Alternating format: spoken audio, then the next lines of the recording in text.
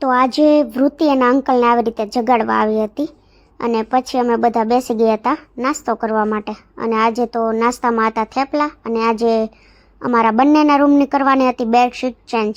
તો બેડશીટ કાઢી નાખી અને પછી વોશ કરવા માટે નાખી.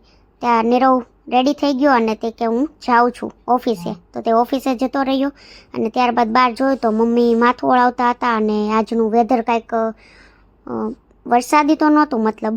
અને ત્યારબાદ અમે પૂરી બનાવવાની હતી તો રવા એન્ડ મેંદાની પૂરી બનાવવાની હતી. તો એ માટે અમે એનો ડો તૈયાર કરતા હતા.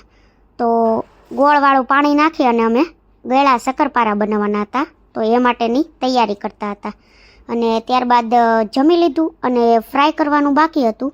તો જમી અને પછી અમે 2 વાગે એ બધું ફ્રાય કરતા હતા. અને શક્કરપારા કાંઈ કવા બનાવતા હતા અને ફ્રાય કરવાના જ જસ્ટ બાકી હતા તો કરી નાખ્યા. પણ અમારા રવામાં આજ વખતે કમી આવી હતી કે બહુ જાડો આવી ગયો હતો ને એટલા માટે શક્કરપારા ઉપર તેના ડોટ્સ દેખાતા હતા. અને ત્યારબાદ અમારા ઘરે વિવાન આવ્યો હતો.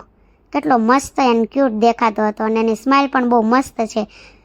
પછી ગુરુ પૂર્ણિમા આજે છે તો ગુરુ પૂર્ણિમાની તમને બધાને હાર્દિક શુભકામના. તો એ માટે એક સોંગ મેં તૈયાર કર્યું છે. તો ફૂલ સોંગ મારું એ મારા અવાજમાં સાંભળવું હોય તમે તો નીચે એક લિંક આપી છે. તે લિંક પર ટેપ કરો અને ફૂલ વ્લોગ અને ફૂલ સોંગ મારું મિની વ્લોગમાં નાખેલું છે.